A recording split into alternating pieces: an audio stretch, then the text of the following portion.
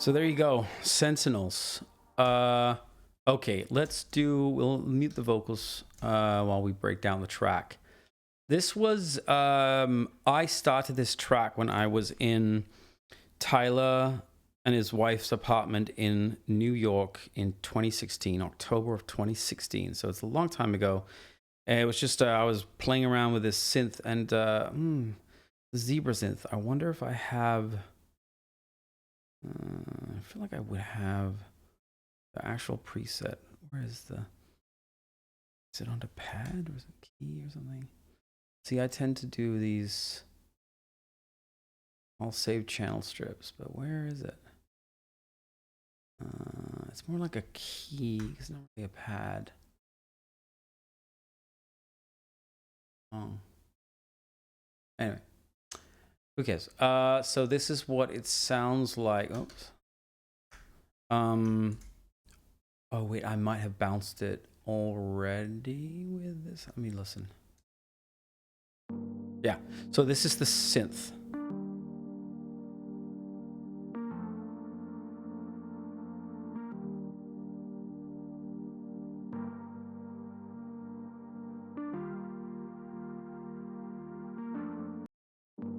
So,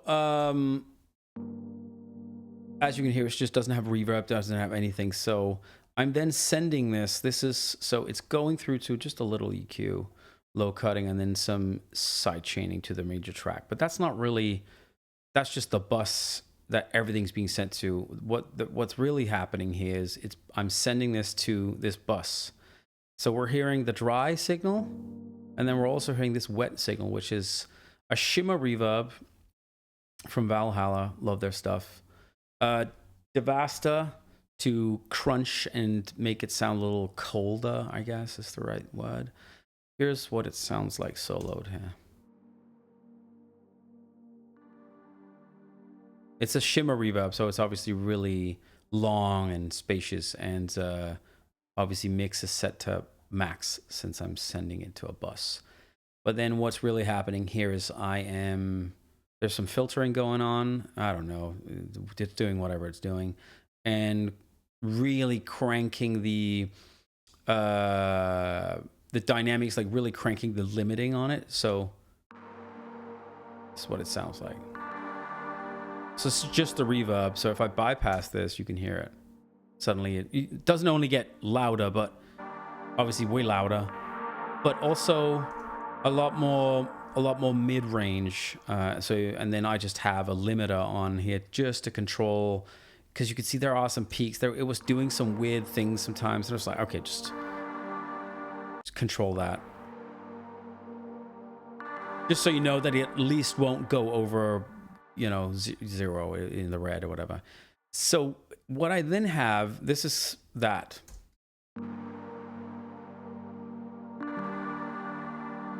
So the dry synth combined with a reverb. But a little thing I did on the reverb bus, as you can see, there's a little sidechain going on, because I put a little kick sound, or just a sound essentially, for this to react to, so that on the one, every time the chord changes, just have a little bit of a dip in the reverb only. I put some sidechains so that it dips for a brief, second, like a fraction of a second. It just kind of dips, and therefore the change of the chord gets a little clearer and doesn't get so muddied, because there's so much reverb hanging over each chord. And so this is without that, and then we'll hear the subtle, what sounds like with the sidechains. And here it is without it.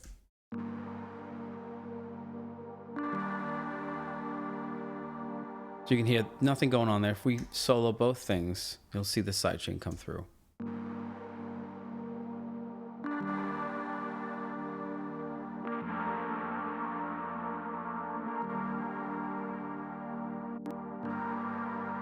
Without it.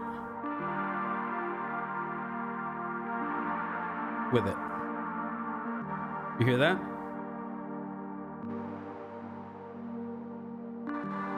It's like on the one, just to create a little bit of a, you know, a little bit of a sense of the chord changing, because as I said, there's so much like sauce on there. So it was just nothing crazy, but just a subtle trick to create some space for that very, very change on each time it hits one on the beat.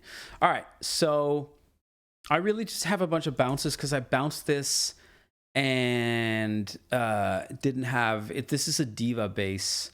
I've got the Diva bass. This is a part of my Diva pack, actually. Shout out. Let's open the Diva pack and I'll find the bass I used.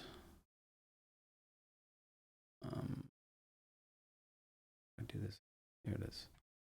Somewhere here, the midnight.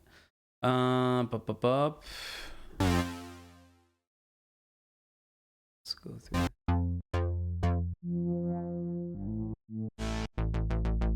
You can get this one. What key is this?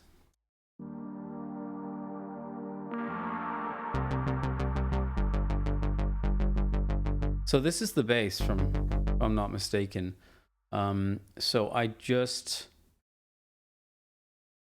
had to bounce it. I only had this because I had bounced it with like a manly thing on it, and I think I even may have time stretched it or pitched it or something. But this is what it sounds like without anything. Oh yeah, so it's the octave lower, right? What is this? Now I just want to make sure. My Virgo's kicking in, guys. I'm pretty sure that was, or maybe it's this techno. No, I don't think it is.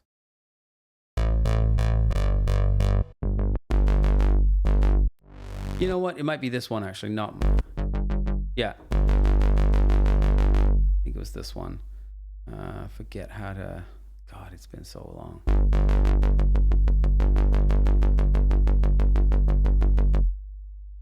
That's the thing. You know, it's close enough anyway. So it's a Diva bass, and I have a ton of sauce. So on the key bus, I just have a little bit of high, and I don't think any of this is kicking in. It's just some highs because it's kind of a darker sound for the track. Everything felt a little muddy. So with sauce on it, a little EQ, Pultec, a little saturation. What does that sound like? Just a really nice but you can hear it has these every time I was never able to figure it out when I made the preset. I'm not the most technical guy. You'll find that out. But when I made the Diva preset, I wasn't able to figure out why it would do this on the one. It's just probably something to do with the sustain, but I couldn't figure out how to do that and still get the filter working how I wanted to. But that doesn't matter because we've got sidechain on the one, so, you know. Omega, this is one I bought this years ago. I rarely use this again, but it's a saturation thing. You know, here we've got some low cutting and some more saturation. Let's get rid of this guy.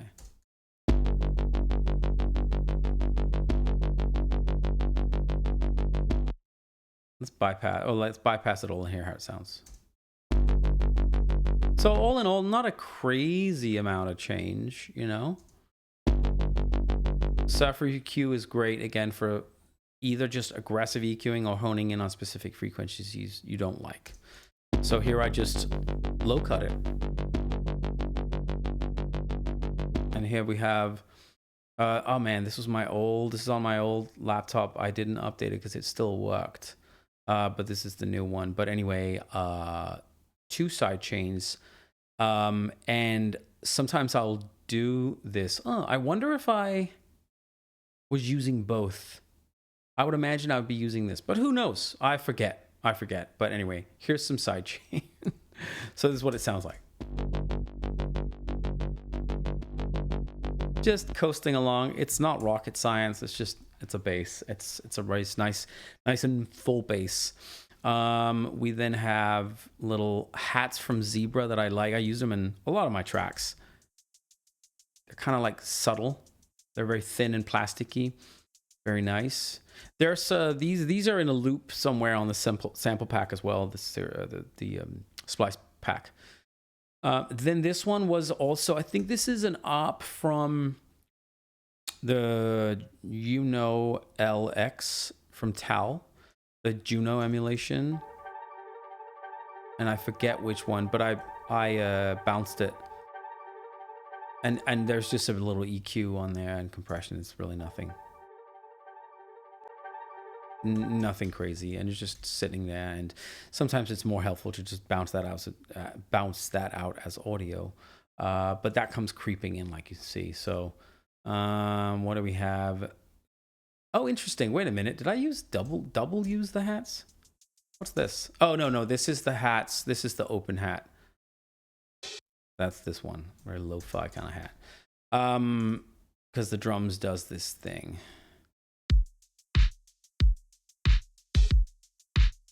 Kind of hip hop. It's a very hip hoppy beat when you think about it. Some kind of lo-fi snare, and it sounds like I rolled a ton of highs off. It's just kind of a lo-fi sound. I actually forget where it's from. Let's try and check it out. Oh, Delora. It might be Delora. Yeah, I bought his pack ages ago. Wow, so it's a Delora snare. Where is it? This guy here. That's a great snare. I should use that some more. That's from Delora's sample pack. Shout out to Delora. Really love his stuff. It's such a vibe. Oh man, check out Dissonance by Delora. That's like fucking those vibes, guys. Yeah, y'all know. The real ones know. Dissonance.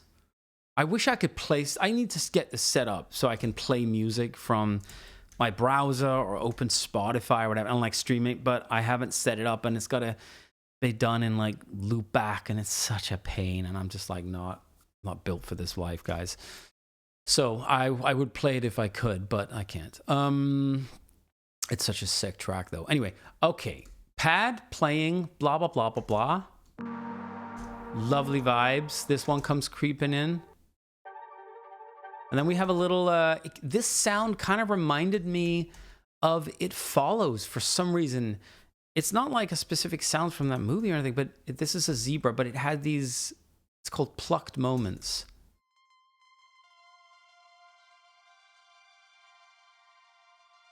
I can't put my finger on why that reminds me of, it's like in the trailer to It Follows.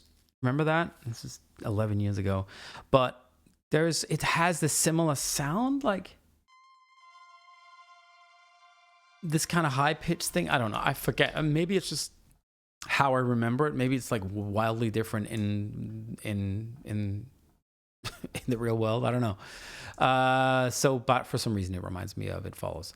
Okay. We got sidechain, just, 1, 2, 3, 4, sidechain, kick and snare, blah, blah, blah. That's kind of the fundamentals. Let's go into let's play this whole thing. I'll just bring all the synth elements in. So you have the beat, really basic. And there's no fancy, fancy drum fills here. There's just, the kick goes, that's it, with an open hi-hat. But there's no, it felt too, what's the word? To add a bunch of drum fills, like, it feels too, like, funky, almost like too, like, musical, like, kind of like, hey, listen to, and sometimes you just want something that feels a bit more lean and mean and kind of coasts along and just feels a little bit more vicious or evil or dark or moody or whatever you want to call it. Brooding is probably the best word.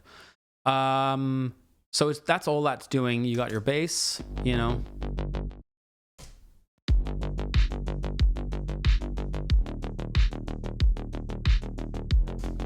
and then you bring in the pad.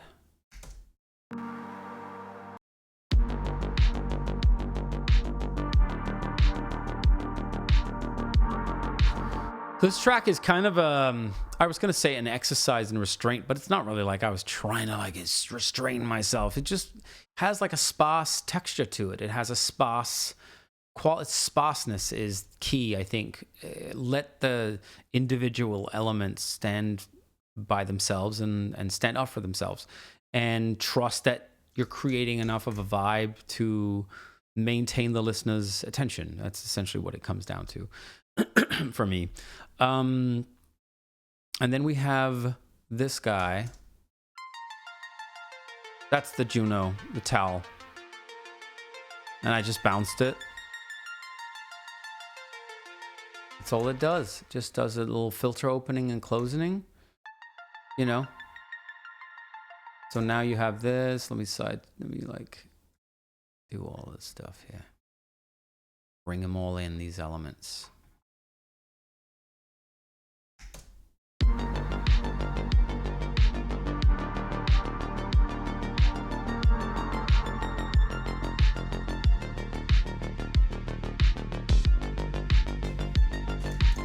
Maybe I'll just keep that pad out so you can hear it. So that's that. And then we have, lastly, we have this guy.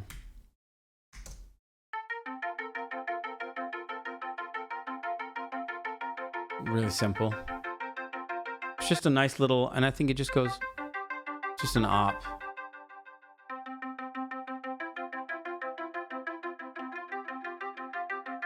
You just hold down the keys and it plays some notes, and that's all I did. So I had it playing here.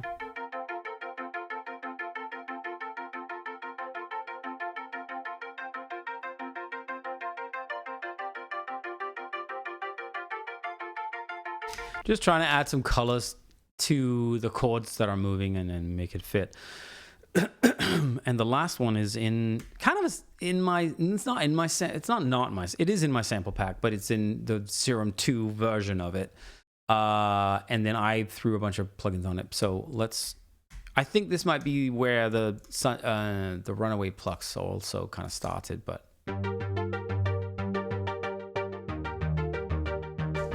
so the Sunset in Serum 2 I have, not Sunset, they're the plucks I use from Runaway. What am I doing right now? Splice.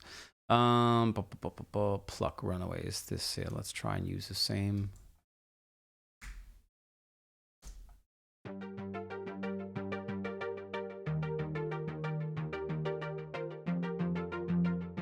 And then I added all these macros, you know.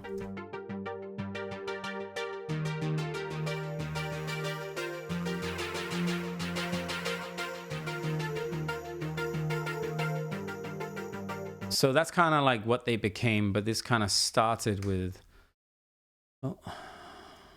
this guy in Serum 1. You can hear it's very similar. Little EQ, just cleaning it up because we don't need all this mess. A little Valhalla delay. And I got the ducking on 45 because just there are some breaks in between, as you can hear. I just wanted to kind of bring them up whenever the synth is not playing, since it's got a fairly short release and all that stuff.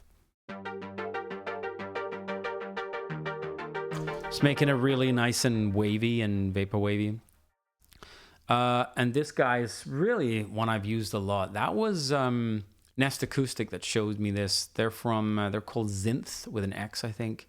Zinth Audio. They do chroma. I haven't used Resonate a lot, but it's because I don't quite understand.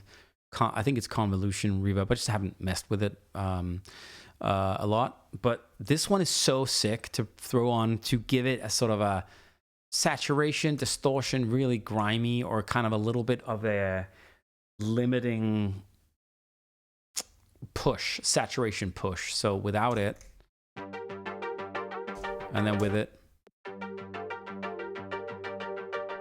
So as you can hear, in this case, it's not really doing a ton of difference, but it can really get grimy if I turn it up.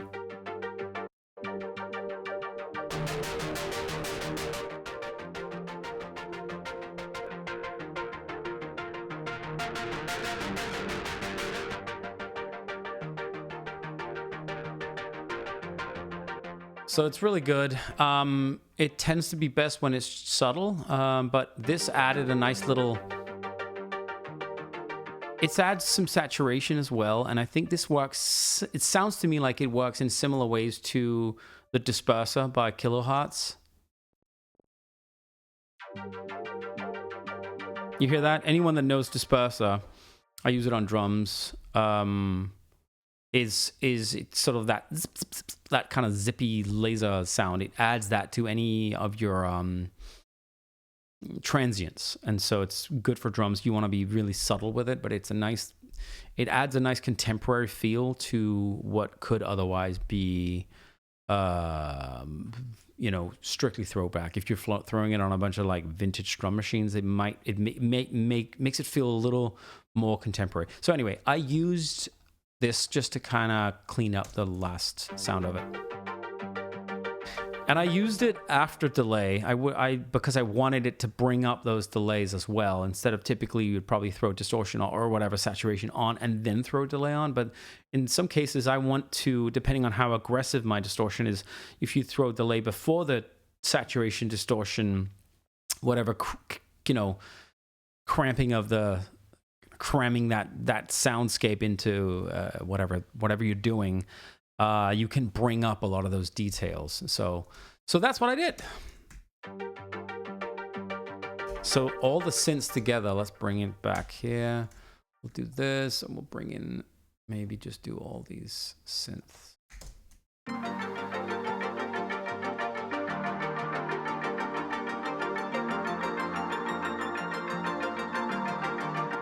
And the bass.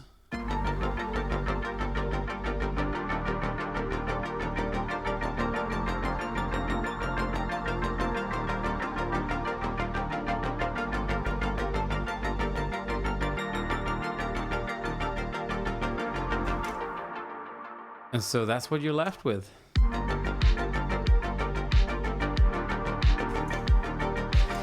And I really like that snare, you know? It has a really like lo-fi quality to it, and it has a very, like, the highs are really rolled off, but it doesn't feel super muted, and it has a nice like crispness to it, you know. So I don't know, it just felt really nice in that mix. So shout out to Delora.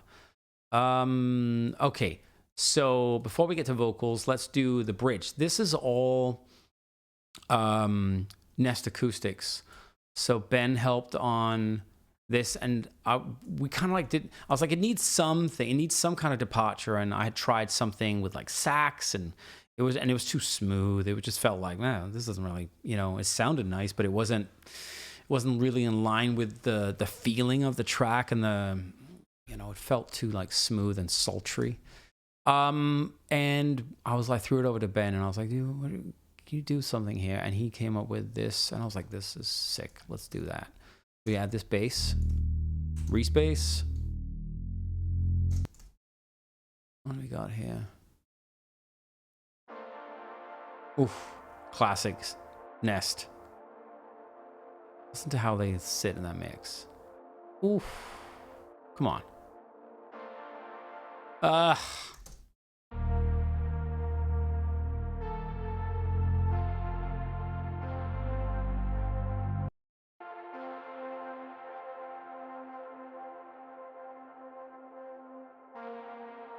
And notice with Nest Acoustic stuff, all these like spacious sounds, they're very I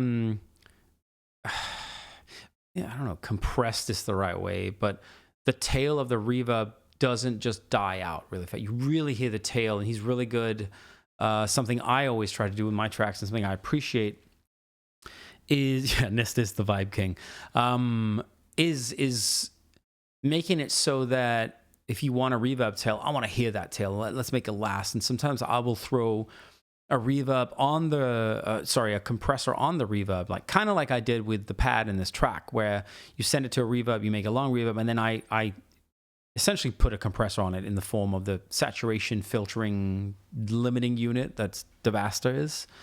It's like a very extreme compression, but I love just kind of taking out the dynamic range of something like that because I'm interested in hearing that tail. I want that tail. Okay, so that and then this Twinkle Town. All these like ear candy things. I sense some chroma has been used.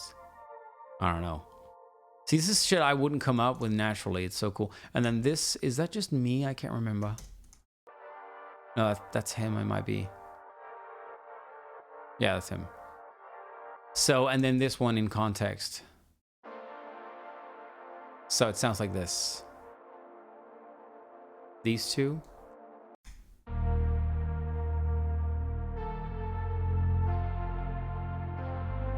And then this one.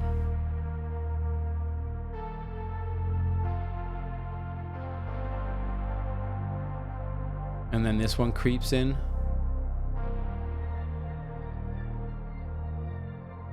It's just kind of weird and wonky, you know, I love it.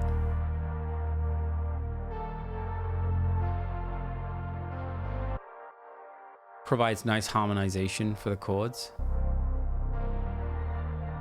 And then under it, we wrote this part. This song was written. I mean, song, if you can call it a song. It's like a vibe, you know, a tone poem, if you will. We finished this in the desert last year, about a year ago, January last year in the desert, somewhere in Joshua Tree. And Tyler wrote this bridge part. We didn't have these chords, but we did that later. But he wrote this. Liberated, like a nice, I dare not say the inspiration source, the artist that it feels like, because then I'll probably get canceled for naming that name, but because the world is crazy. But it definitely comes from like a hip hop world. I guess that was how we were approaching it. And maybe you'll hear it different. But Tyler wrote this thing, and it felt right. It felt kind of like poetic enough, but also throwaway enough that it didn't feel too self-important or self-serious. It just felt like a vibe. And sometimes that's like what you want. You don't want it to be too preachy. You don't want it to be, you just want it to feel natural to the world you've built for the song or the track or whatever. So that's more about it. And what I did to make it feel even more like electronic sounding, I feel like I have vocals. Okay, so this is just... Okay, so this is how it sounds. Sorry. This is his... I think I only had one take of this, but this is what that sounds like. Oh, it's not being... God, I'm an idiot. Liberated from what? Chant my mantras to the dust, medicated. So what? Everybody wants too much. And so that's what that's doing. Let me do this, mute it again. And so instead of having that vocal, it felt like it needed like a produced quality to it. So I threw it through essentially a vocoder. I used this one on, this is a little fun weird kind of a vocoder. You have to, it's finicky because of how it works, but it's like $20. BitSpeak by Sonic Charge. It might be more now, I don't know. But I used this as... The sound you hear in America Online, Tyler's voice through the vocoder, that's a combination of vocal synth by Isotope and this one, BitSpeak by Sonic Charge. And, oh, maybe I did it similarly. Yeah, so this is the vocal. Okay, here we go. So this is the vocoder. This is similar what I did here.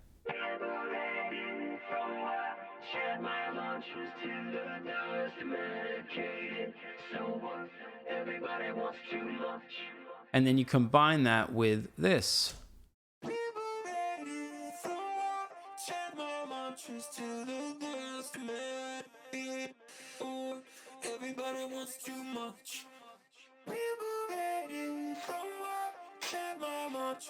So you hear what it's doing. If we like bypass all of this funky stuff, this is essentially... This is the highest quality. So it has this kind of phone line quality to it, like a weird modem type of...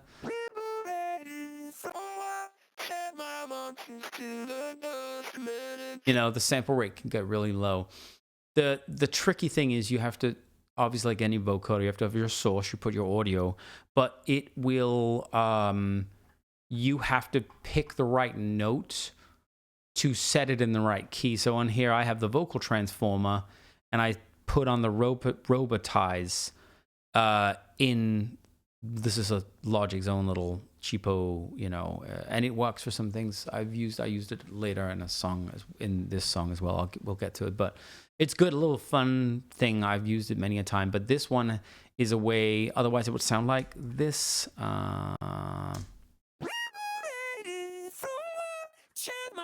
Because it doesn't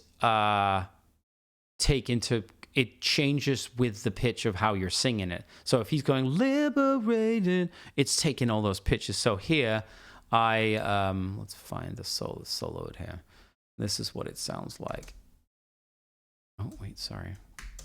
Liberated from what? Chant my mantras. So it's just making it one note, and that way, let's see. That way you can then choose the note. So you just got to find the right key, choose that note. So little hint, little tip. Reverb, chorus.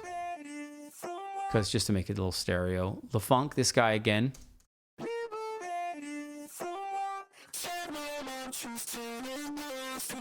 It's super sick, this one. You should for sure get it. It's great. De-esser, EQ, just to take the worst of it. Little widener, little delay. And we're cooking, baby. So basically, this is what that sounds like.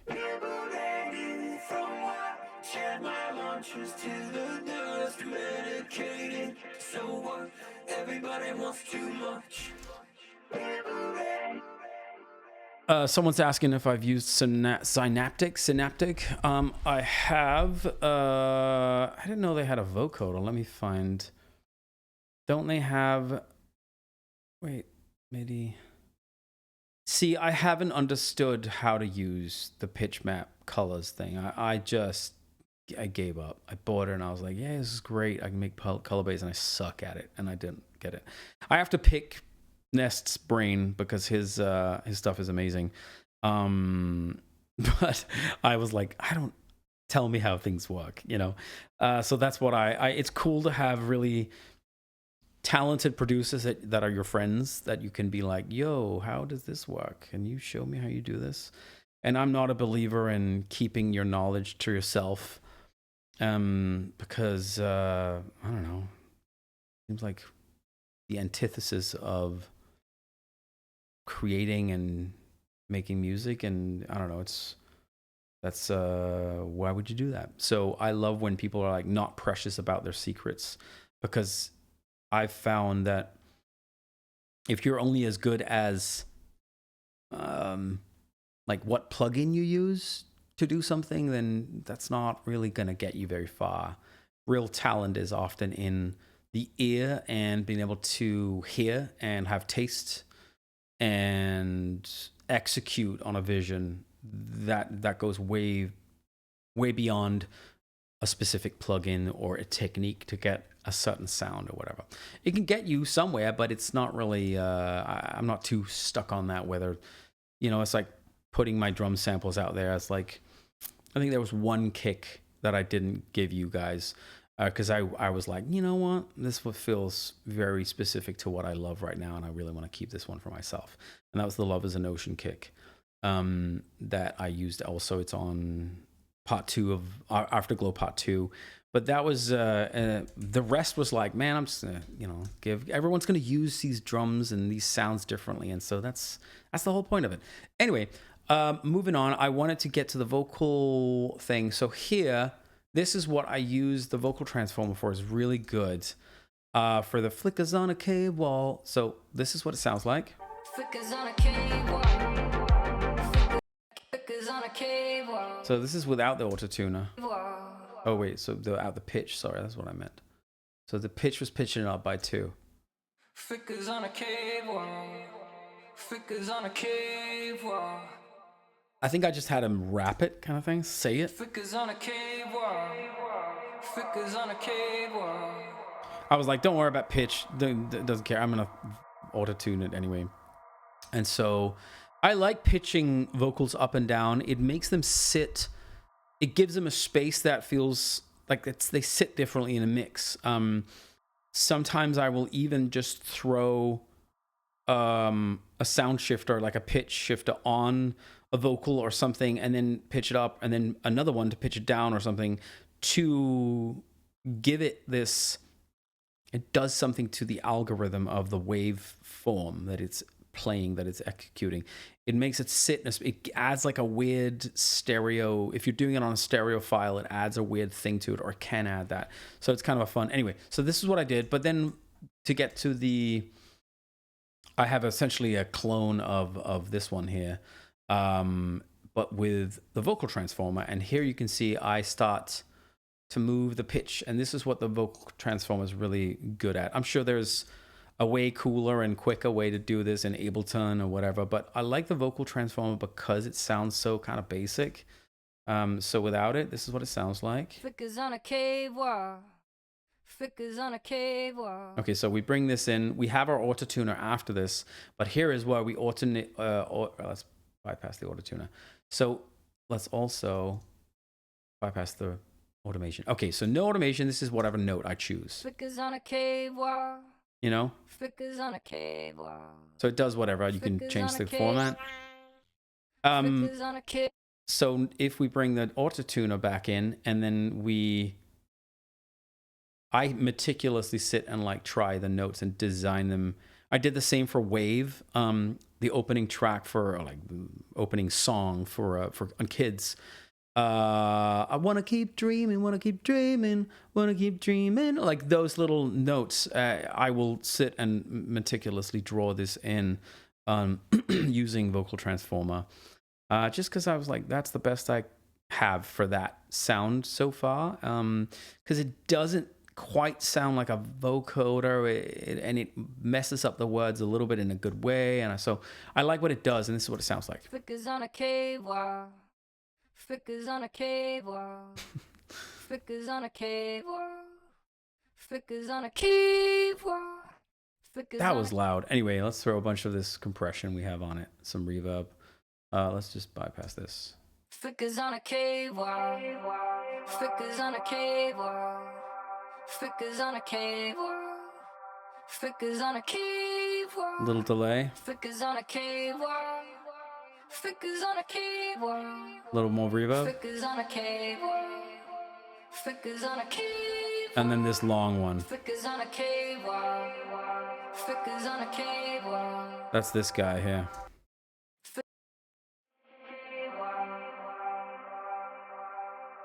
Flickers on a cave wall. So you can see how this is all. That's essentially it, you know, besides Tyler's rap, which is this. He broke your heart again. You washed up in the city. You just heard it. I kind of I just broke it down, essentially. And so you just have this. This is really all about just the vibe. So that's kind of it. That there is no much more else to this. I broke down all the elements. Very simple track. Sparse in some moments, but like I would say a lot of attention to details in making those sounds, really trying to create a very specific mood and atmosphere, which is what I like to do. And this one always felt like, yeah, it's not like your big banger on a record, but it'll find the right. We'll write. So we wrote the same weekend we came up with this. We wrote Shadows and the first part of America 2 in New York, and like, you know, it took another 2 years for America 2 to get on Kids. It took a while to get that song right, and Shadows, no, it's not Shadows, it was Crystalline. I'm sorry, Crystalline was that weekend. Shadows was written when in my studio in LA at the time. But yeah, so there are just you kind of write things. I don't know what this is for, but it'll find a home. So, you know, you have little loose things, and then you pull them up. And so this was always one of those. I was like, this is kind of a vibe. And then I was like, wait a minute, we could put this rap thing that you're doing right now on this other track. We could impose it on this track. And it felt like right, because this track didn't feel like it was calling for a real song. It was like never that big of a thing. But it's more of a mood. So I felt like the song, whatever lyrics were on it, if it was going to have vocals, should be a little throwaway. It should be a little like a vibe, and less about like, here's the big chorus. So yeah, that's how that came about. So thanks for joining. But let's stay on here and we can chat for a bit, for another 10 minutes or so.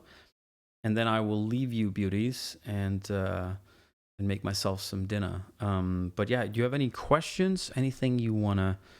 Any pressing questions? I can answer most of them. Meaning of life, still figuring that one out. Yeah, what do you want to know? Hit me with your questions and comments. 42, we know this. Hitchhiker's Guide to the Galaxy, we know. Let's see. What are the best guitar VST? I don't know. I actually don't use them. I think I've once used, when we were making the Halloween horror show. We had Essinger co-produce 4 of the tracks with me, and he's awesome, lovely guy as well, and a super like his sound design is way beyond what I can comprehend. But I think it's called, is it Odin or something like that? It's like a Odin. I don't know. Odin? Is it called Odin? No, it's not. I don't know. Maybe it is called Odin. I don't have, but it's like a metal. It's for like shreds, but it's not. I feel like there is a lead guitar in there. It's like samples of a guitar, but it's so there's like a part in. It's Neon Medusa. There's this like the bridge of Neon Medusa has this like tappy kind of like. That was, I think it's called Odin. I just don't know if I have it installed here. That's like a plugin, like a metal guitar plugin. Other than that, I don't know, because I used like Diva with a guitar rig on it. So that's kind of what yeah. Oh yeah, Archetype. Is it called? It's called Archetype, right? Tim Henson. Yeah, he's a madman. He's super talented. It's very technical stuff. But I don't know his plugins. But I know he's done one, right? Or is Neural DSP? Do they also make plugins? I actually don't know. I'm the wrong person to ask because I'm not a guitarist. And the only live, like real guitar that's on this record is I think is only Royce's solo on Friction, if I'm not mistaken. I'm trying to think, because the rest was like, I kept it super synthy, and all the other quote unquote guitar solos are all just me on the synth, essentially. Impact Soundworks Shreddage. Yeah. So it sounds like you know more about this than I do. Trying to think of what is hard to come about is clean tones.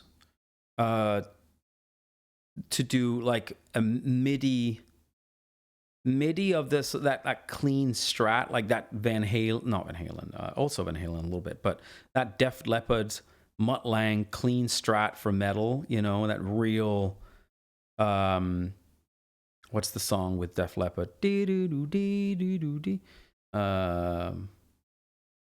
Hysteria. Like that tone, it's hard to come across that in a plugin. I wish I had that. It would be cool.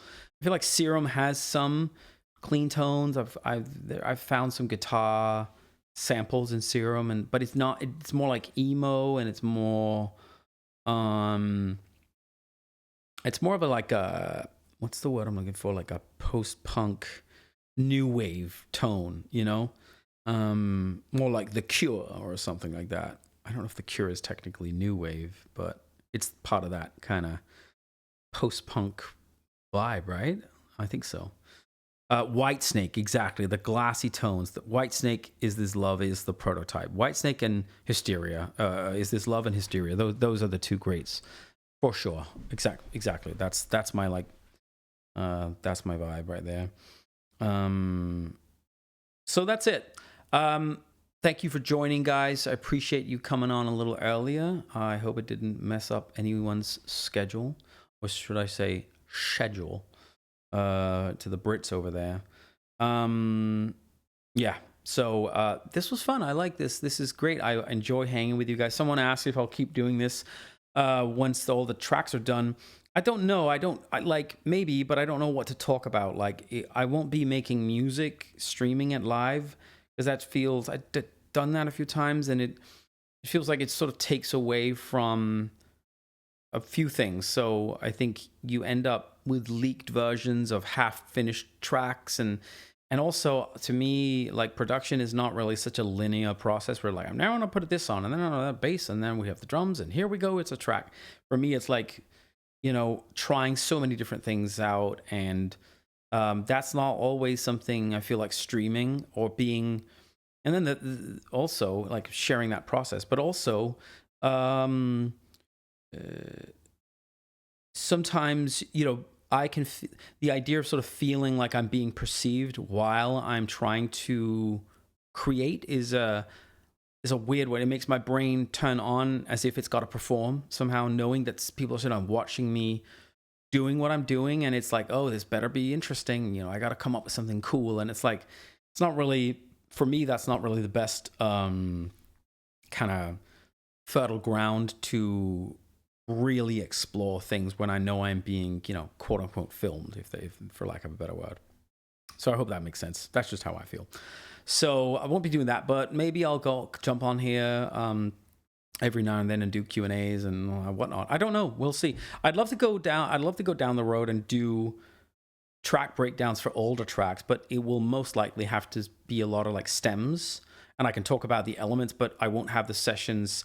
The session for Shadows was made in 2017, and this was like two computers ago, you know. So like it's I've gotten a new computer twice since that. So many of the, you know, horror show, like that was an old computer. I have the sessions, but I don't know if all the plugins will open up and all that stuff. So it's like, it might have to just be, I have stems for everything, so I might just have to open up stems. We'll see. So when we get there, when we get so far, we'll look at it. But I'll probably do something, because I enjoy talking about these tracks and breaking them down and kind of talking about the creative process and what I do.